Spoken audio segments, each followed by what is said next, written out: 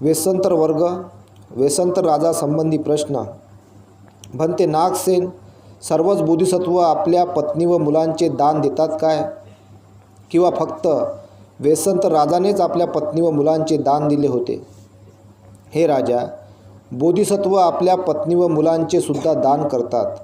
फक्त वेसंतर राजानेच आपल्या पत्नी व मुलांचे दान दिले नव्हते.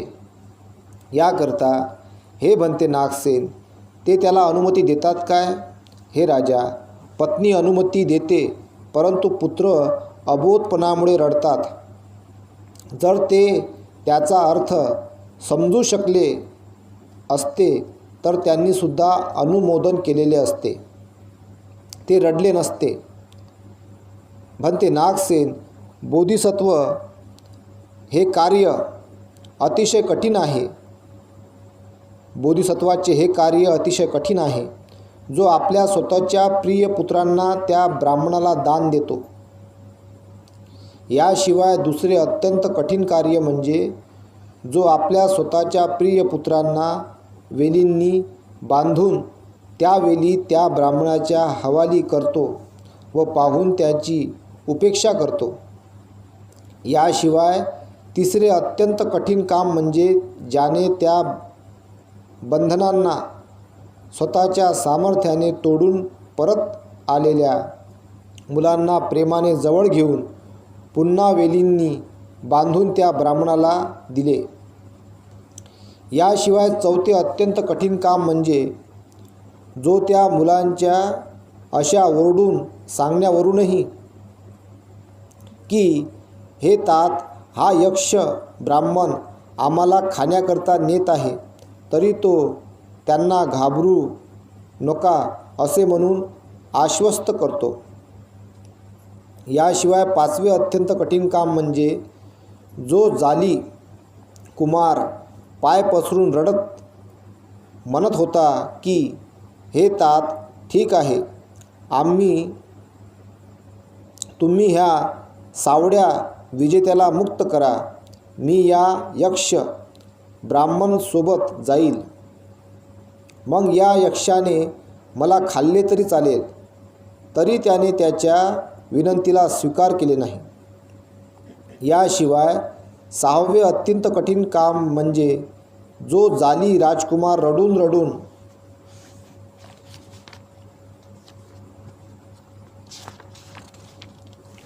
सांगत होता की हे तात, आपले हृदय दगडाचे बनलेले तर नाही. जो यक्ष आम्हाला अमानुषपणे ओढत ओढत जंगलामध्ये घेऊन जात आहे, परंतु तुम्ही आमचे साधे रक्षणही करीत नाही, तरी त्याच्या मनामध्ये करुणा उत्पन्न झाली नाही.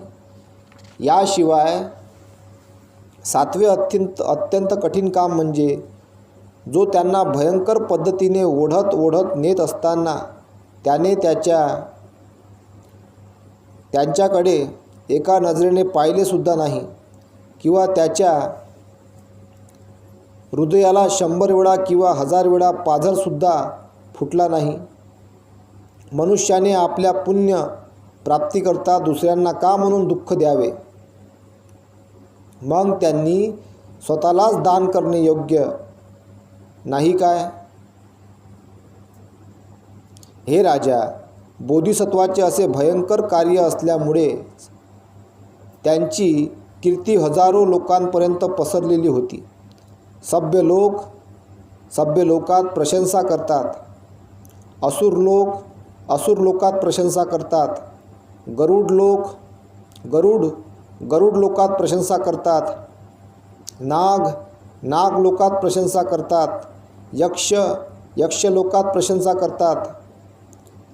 त्यामुळेच त्यांची कीर्ती क्रमाक्रमाने आज आपल्यापर्यंत येऊन पोचलेली आहे. म्हणूनच त्यावेळी त्यांचे दान देणे योग्य होते किंवा नाही यावर आज आपण चर्चा करीत आहोत. हे राजा, त्यांच्या या कीर्ती त्या निपुण, जाणकार, विद्वान व प्रज्ञावान बोधिसत्वामध्ये 10 गुण दिसून येतात. कोणते 10 गुण? ते 10 गुण म्हणजे विशालता, पहिलं, दुसरं आसक्तिरहित, तिसरा त्याग, चौथा वैराग्य, पाचवं अपूर्ण रावर्तित्व, अपुरानव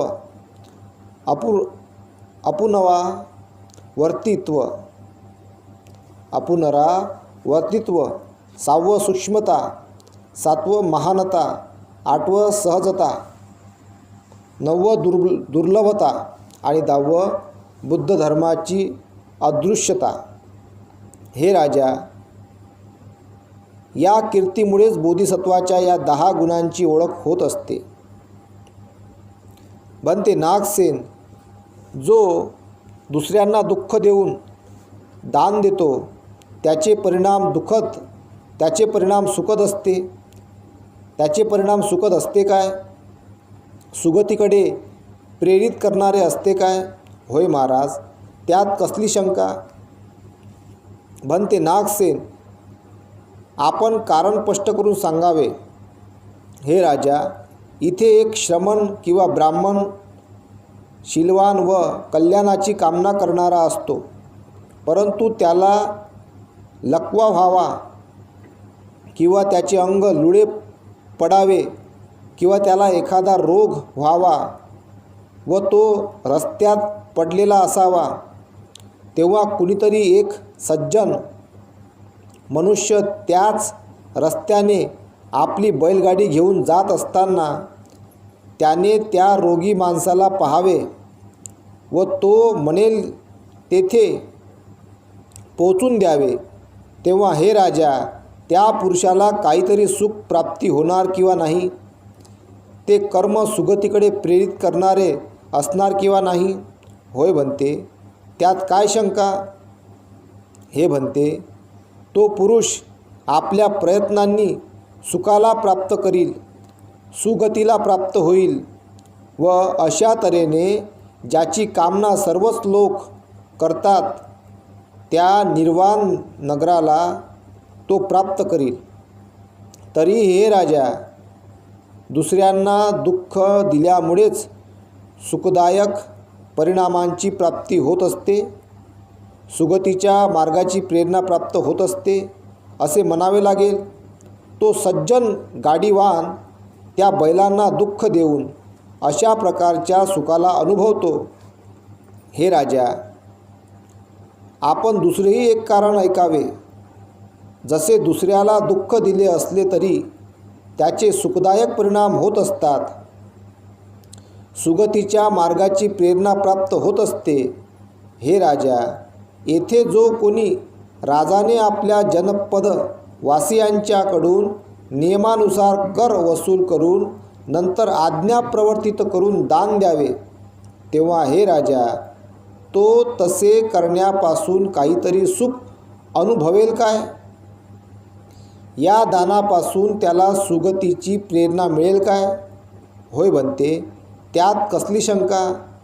बनते, राजाच्या तसे करण्यामुळे तो नंतर हजारो गुणांचा लाभ घेईल, राजामध्ये महाराज होईल व अर्हतामध्ये महाअर्हत होईल. तरीही हे राजा, दुसऱ्यांना दुःख दिल्यामुळेच सुखदायक परिणामाची प्राप्ती व सुगतीच्या मार्गाची प्रेरणा प्राप्त होत असते. तो राजा कराच्या द्वारे त्या प्रजेला पिळून अशा प्रकारच्या सुखाला अनुभवतो. म्हणते नागसेन, वेसंतर राजाने दान देताना अतिरेक केलेला होता. त्याने स्वतःच्या पत्नीला दुसऱ्याची पत्नी होण्याकरता दिले होते. त्याने आपल्या स्वतःच्या मुलाला ब्राह्मणाचे दास होण्याकरता दिले होते. बनते नागसेन, अशा प्रकारे दानाच्या अतिरेकाची जगामधील विद्वानांमध्ये निंदा होत असते. बनते, ज्याप्रमाणे जास्त वजनाने गाडीचे दांडे तुटतात, जास्त वजनाने नाव बुडत असते, अतिभोजन विषामध्ये रूपांतरित होत असते, अति पावसाने धान्य नष्ट होत असते, अतिदानाने दारिद्र्य येत असते. अति उन्हाने पृथ्वी जळत असते. अति लोभाने मनुष्य उन्मत्त होतो. अति दोषामुळे खुनशी होतो. अतिमोहामुळे दुर्भाग्य ओढवत असते. अति लोभामुळे चोराच्या तावडीत सापडतो. अतिभीतीमुळे अडथळा उत्पन्न होतो. अतिपुरामुळे नदीला पूर येतो. अतिपुरामुळे नदीला पूर येतो. अतिवाऱ्यामुळे वीज पडते. अति अग्नीमुळे भात जळते. अति धावपळीने फार काळ जगता येत नाही. अशाच प्रकारे हे बनते नागसेन, अतिदानामुळे जगामधील विद्वानांमध्ये निंदा होत असते. बनते नागसेन, वेसंतर राजाने अतिदान दिले तर त्यामागे काही परिणामांची अपेक्षा होती काय? हे राजा, अतिदानाची जगामध्ये विद्वान लोक स्तुती प्रशंसा करतात. जे कुणी कुणाला दान देतात, जे अतिदान करणारे आहेत ते जगामध्ये कीर्ती प्राप्त करतात. ज्याप्रमाणे हे राजा, अतिशय उत्कृष्ट दिव्य वनफुलाला हातामध्ये चांगल्या प्रकारे पकडून ठेवले तर ते जवळच्या माणसालाही दिसत नाही. अतिशय उत्कृष्ट दिव्य वनफुलाला हातामध्ये चांगल्या प्रकारे पकडून ठेवले तर ते जवळच्या माणसालाही दिसत नाही. औषधीमुळे भयंकर पीडा, अतिशय त्रास दूर होतो व रोगाचा अंत होतो. अग्नी अधिक प्रखरपणे जळते. पाणी अतिशय शीतल शांत करते. कमळ अतिशय शुद्ध असल्यामुळे तो पाण्यात राहत नाही. मणिरत्न अतिशय गुणवान असल्यामुळे मनोकामना पूर्ण करतो. वज्र अतिशय तीक्ष्ण असल्यामुळे मणिमुक्ता व दगडाला कापतो. पृथ्वी व्यापक असल्यामुळे मनुष्य, सर्प, मृग, पक्षी, पाणी, रक्षक व वृक्षांना धारण करते. समुद्र व्यापक असल्यामुळे सर्वांची परिपूर्तता करतो. सुमेरू पर्वत अतिशय विशाल असल्यामुळे अचल आहे. आकाश अतिशय विस्तार पावलेला असल्यामुळे अनंत आहे. सूर्य अतिशय प्रखर असल्यामुळे अंधकार नष्ट करतो. सिंह उच्च जातीचा प्राणी असल्यामुळे निर्भय राहतो. मल्ल अतिशक्तीमुळेच दुसऱ्या पहलवानाला त्वरित चित करतो. राजा अतिपुण्यामुळेच अधिपती होतो. भिक्खू अतिशय शील संपन्न असल्यामुळेच नाग, यक्ष, मनुष्य व मारसुद्धा त्याला नमस्कार करतात. बुद्ध आपल्या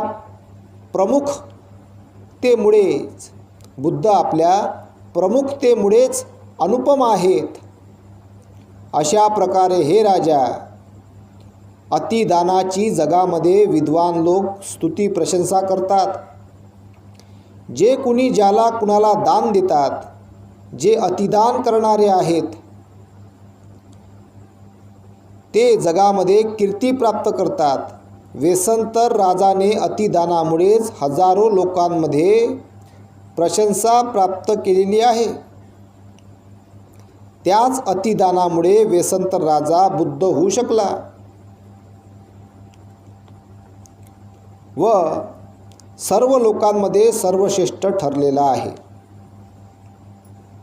परंतु हे राजा, जगामध्ये दान देण्यास योग्य असून सुद्धा त्यांना देऊ नये असे काही आहे काय? हे बनते नागसेन, या जगामध्ये अशा 10 वस्तू आहेत ज्या दान करण्यायोग्य नाहीत. तरीही जो त्या 10 वस्तूचे दान करतो तो विनाशास पात्र होतो. जो त्या 10 वस्तूचे दान करतो तो विनाशास पात्र होतो. 10 वस्तूचे दान नाही केलं पाहिजे हेवाल्या, नाही तर विनाश होते, दोष लागते. म्हणते नागसेन, त्या 10 वस्तू कोणत्या? म्हणते नागसेन, मद्यपान हे जगामध्ये अदान मानले गेले आहेत. मद्यदान हे जगामध्ये अदान मानले गेलेले आहेत.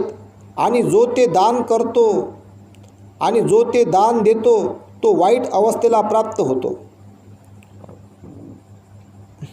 म्हणजे मद्यदान, नशा, दारू वाटतात ना काही जण, काही आलं असं तर काही हे असं ना दारू वाटतात, तर मग त्याला दोष लागते. म्हणून तर दोषी माणसं येतात आणि मग दोष तसं मग जनतेला भेटते, तसं त्याचे परिणाम. म्हणजे मद्यदान हे जगामध्ये अदान मानले गेलेले आहेत आणि जो ते दान देतो तो वाईट अवस्थेला प्राप्त होतो. दुसरा आहे समद्यदान, म्हणजे नृत्यवाद्याकरिता. तिसरा आहे स्त्रीदान. चौथा आहे बैलाचे दान. पाचवा आहे चित्तकर्म दान. 6वा आहे शस्त्रदान. शस्त्र, कोणी ते चाकू, तलवार, बंदूक अशा प्रकारचे शस्त्र असतात, शस्त्र दान करतात. हे हानी करणारे आहेत, ते हिंसा करणारे आहेत. अशा प्रकारचं दान करू नये. त्यानंतर आहे विषदान. त्यानंतर आहे साखळीचे दान. त्यानंतर आहे 9वं कोंबडे सुवरदान. त्यानंतर आहे 10वे खोटे तराजू मापदान. इत्यादी म्हणते याला जगामध्ये अदान मानण्यात आलेले आहेत. आणि जे अशा प्रकारचे दान देतात ते वाईट अवस्थेला प्राप्त होतात. परंतु हे म्हणते नागसेन, हे 10 प्रकारचे दान जगामध्ये अदान समजण्यात आलेले आहेत. आणि जो ह्या वस्तूचे दान करतो तो वाईट अवस्थेला प्राप्त होतो किंवा नाही. हे राजा, मी तुम्हाला त्या अदानाविषयी विचारत नाही. हे राजा, येथे मी तुम्हाला त्याविषयी विचारत आहे की जगामध्ये स्थापित करण्यायोग्य दान आहे काय, की जे देण्यायोग्य असून देखील देऊ नये. म्हणते नागसेन, जगामध्ये स्थापित करण्यायोग्य दान आहे की जे देण्यायोग्य असून देखील देऊ नये अशी कोणतीही वस्तू नाही. काही लोक मन प्रसन्न झाल्यानंतर देण्यायोग्य माणसाला भोजन देतात, काही ओढणे दान देतात, काही अंथरूण दान देतात, काही निवासस्थान दान देतात, काही चादर दान देतात, काही दासदासींचे दान देतात, काही शेत दान देतात, काही पशुपक्षी दान देतात, काही 100,000 हजारो रुपये दान देतात, काही राजपाट दान देतात, काही आपले जीवनसुद्धा दान देतात. परंतु हे राजा, काही आपले जीवनसुद्धा दान देतात तेव्हा त्या वेसंतर राजाने आपल्या पुत्र व पत्नीचे दान दिले असताना का दोष देत आहात? हे राजा, हा लोकव्यवहार आहे की वडील देखील कर्जातून मुक्त होण्याकरता, आजीविका चालविण्याकरता आपल्या मुलास नोकर ठेवतो किंवा विकून टाकतो किंवा नाही. होय बनते, वडील मुलास नोकर ठेवतो किंवा विकून टाकतो. हे राजा, जर वडील मुलास नोकर ठेवतो किंवा विकून टाकतो तर वेसंतर राजाने सुद्धा सर्वज्ञता ज्ञान प्राप्त न झाल्यामुळे दुःखी होतो व त्या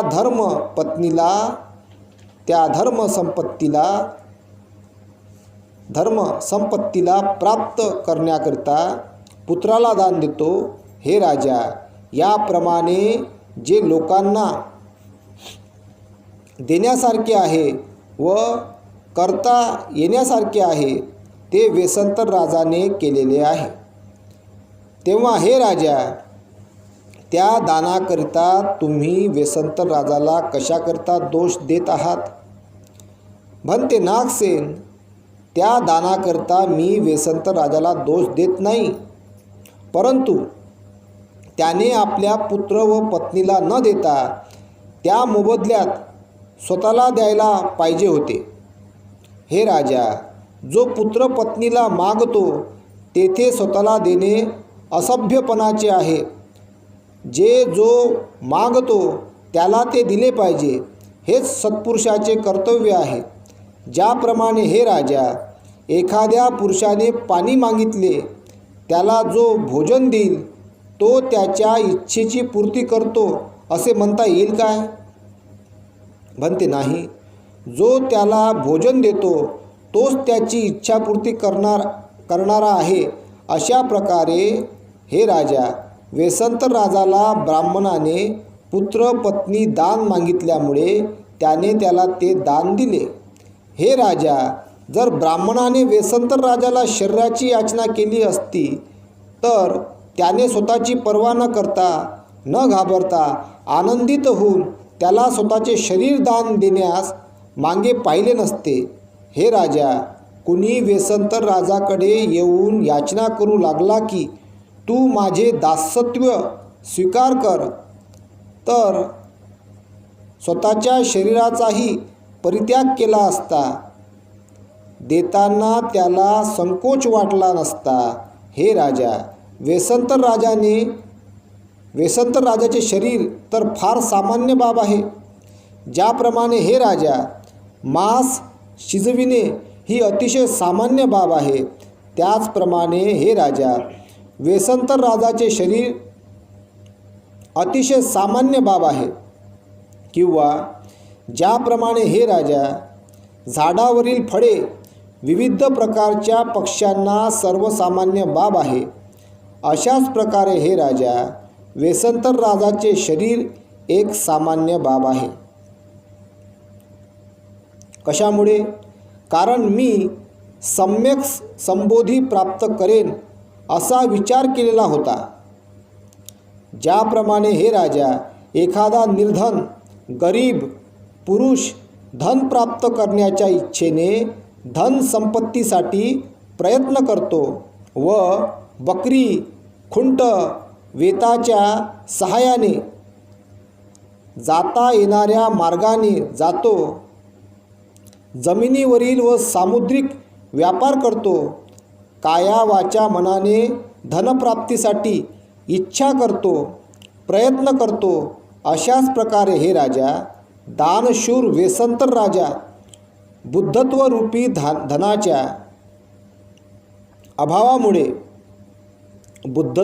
धनाच्या अभावामुळे सर्वज्ञ ज्ञानरत्नाच्या प्राप्तीकरता याचकांना धनधान्य, दासदासी, रथवाहक, संपूर्ण संपत्ती, स्वतःचे पुत्र पत्नी आणि स्वतःचा त्याग करून सम्यक संबोधीचा शोध घेतो. किंवा ज्याप्रमाणे हे राजा, एखादा मंत्री अर्थकार्यासाठी मुद्राधिकाऱ्यास घरी जे काही धनधान्य, सोने चांदी असेल ते सर्व त्याला देतो व अर्थलाभासाठी प्रयत्न करतो. अशाच प्रकारे हे राजा, वेसंतर राजाने सम्यक संबोधीचा शोध घेण्याकरिता घरी जे काही धन असेल ते व स्वतःचे जीवनसुद्धा दिले. याशिवाय हे राजा, त्या वेसंतर राजाला असे वाटले की तो ब्राह्मण जे मागत आहे ते मी त्याला आज देणार आहे व त्याच्या इच्छेला पूर्ण करणार आहे. व म्हणून त्याने त्याला पुत्र पत्नी व दास दासीचे दान दिले. हे राजा, वेसंतर राजाने त्या ब्राह्मणाला आपले पुत्र पत्नी दान दिले. ते पुत्र पत्नीच्या बद्दल द्वेष होता म्हणून नव्हे, ते नकोसे झाले होते म्हणून नव्हे, ते त्याला जड झाले होते म्हणून नव्हे, किंवा अप्रिय झाले होते म्हणून नव्हे, तर वेसंतर राजाने सर्वज्ञता ज्ञानरत्नाबद्दल प्रेम असल्यामुळेच आपल्या अतुल्य विपुल अलौकिक प्रिय जिवलग पत्नी व प्राणप्रिय मुलांना त्या ब्राह्मणास दान दिले. हे राजा, सर्वश्रेष्ठ भगवान बुद्धाने चर्या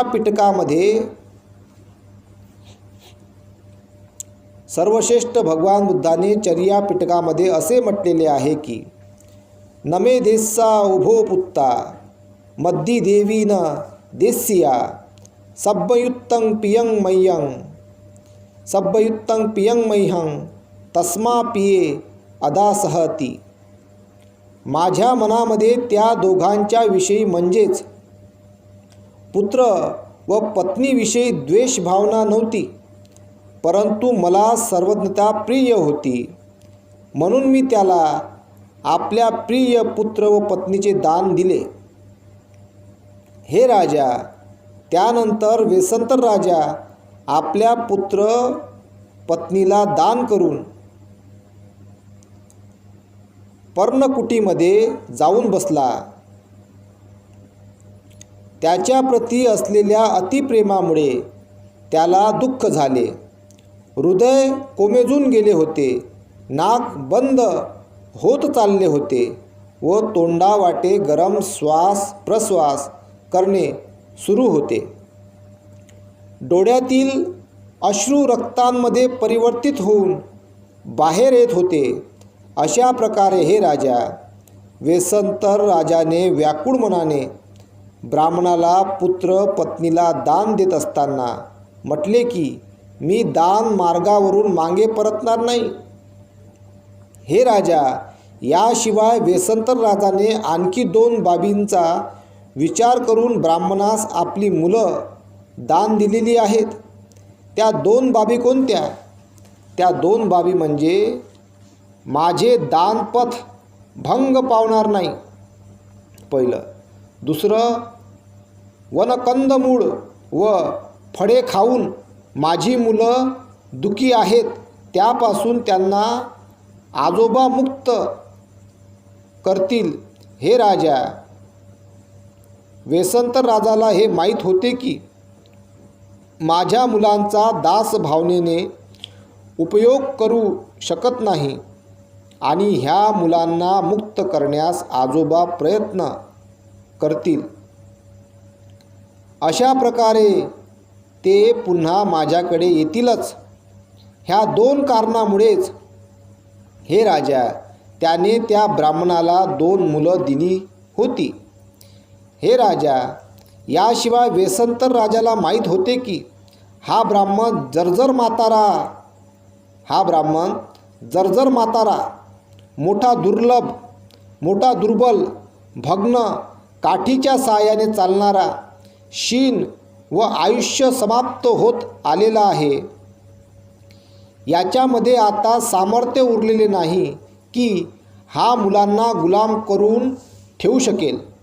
परंतु हे राजा, एखाद्या पुरुषाला हे शक्य आहे काय की जो आपल्या स्वाभाविक सामर्थ्याने महानुभवाद्वारे चंद्र आणि सूर्याला पकडून त्यांना पेटीमध्ये बंद करून किंवा टोपलीमध्ये झाकून किंवा उलटे करून त्याचा ताटासारखा भोजनासाठी उपयोग करू शकेल? बनते नाही. तशाच प्रकारे हे राजा, या जगामध्ये चंद्र आणि सूर्याप्रमाणे वेसंतर राजाच्या मुलांचा कुणीही दासासारखा उपयोग करू शकत नाही. तरीही हे राजा, यासंबंधी एक कारण ऐकावे की ज्या कारणामुळे वेसंतर राजाच्या मुलांना दास करून ठेवणे कुणालाही शक्य नाही. ज्याप्रमाणे हे राजा, चक्रवर्ती राजाचे मणिरत्न जे शुभ उत्तम जातीचे अष्टकोनी चांगल्या प्रकारे कापलेले आहेत, 4 हाताचे परीघ असलेले गाडीच्या चाका एवढे आहे, त्याला कुणीही आपली कुऱ्हाड किंवा वासल्याला धार लावण्याकरिता चिंध्यांनी गुंडाळून पेटीमध्ये बंद करून ठेवतो म्हटले तरी शक्य नाही.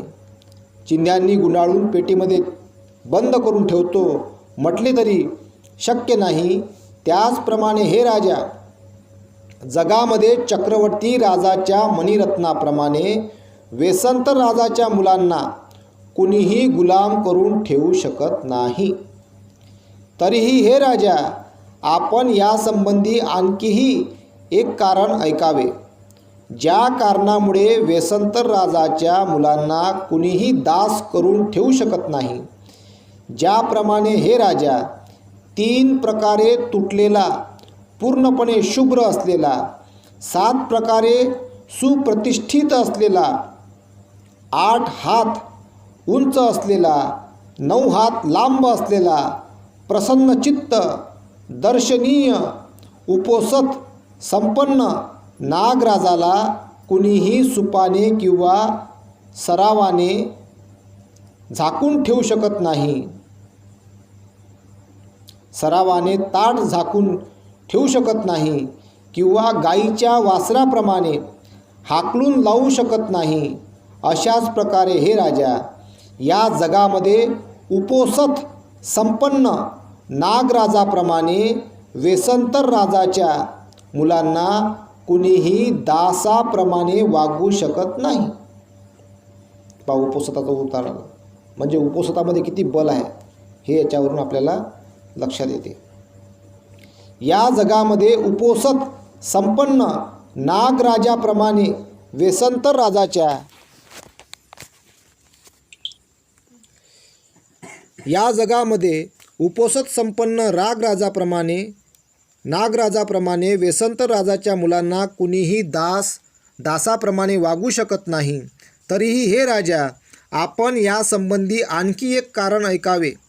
ज्या कारणामुळे वेसंतर राजाच्या मुलांना कुणीही दास करून ठेवू शकत नाही. ज्याप्रमाणे हे राजा, हा महासमुद्र जो अतिशय विस्तारलेला, गंभीर, अनंत, अपरंपार,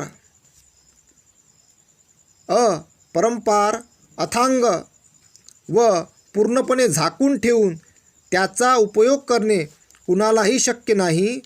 त्याचप्रमाणे हे राजा, या जगामध्ये महासमुद्राला झाकून उपयोग न करण्याप्रमाणे वेसंतर राजाच्या मुलांना कुणीही दासाप्रमाणे वागवू शकत नाही. तरीही हे राजा, आपण यासंबंधी आणखीही एक कारण ऐकावे. ज्या कारणामुळे वेसंतर राजाच्या मुलांना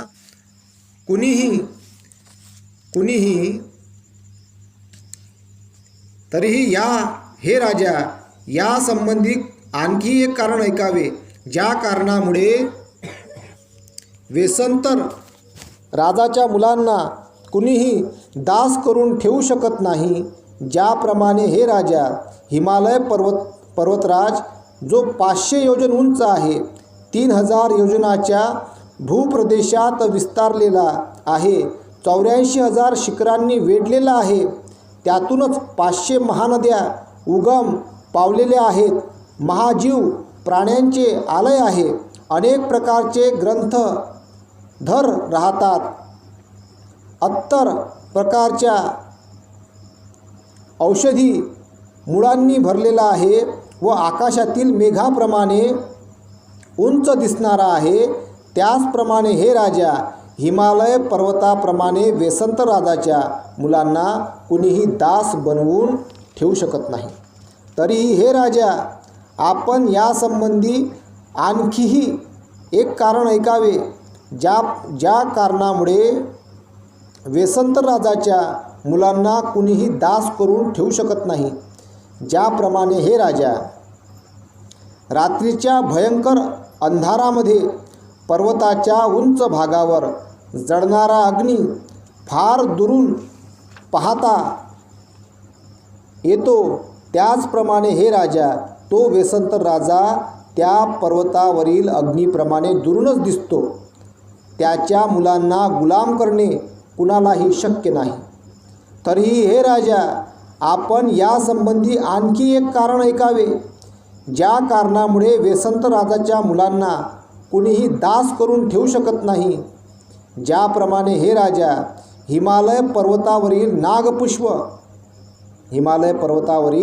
नागपुष्प सुगंध पसरवीत 10-12 योजनापर्यंतचा भूप्रदेश सुगंधित करतो, त्याचप्रमाणे हे राजा, वेसंत राजाची कीर्ती हजारो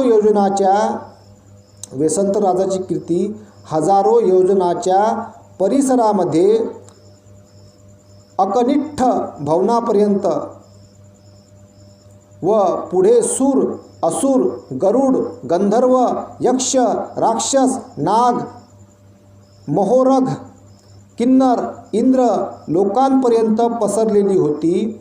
या सर्व लोकांमध्ये त्यांच्या शिलाचा सुगंध पसरलेला होता. तेव्हा त्याच्या मुलांना दास करून ठेवणे शक्य नाही. हे राजा, वेसंत राजाने जाली कुमार नावाच्या आपल्या मुलाला म्हटले होते की, हे तात, तुझे आजोबा ब्राह्मणाला संपत्ती देऊन तुम्हाला मुक्त करू इच्छित असतील तर तुझ्या मुक्तीकरता 1000 स्वर्णमुद्रा देऊन मुक्तता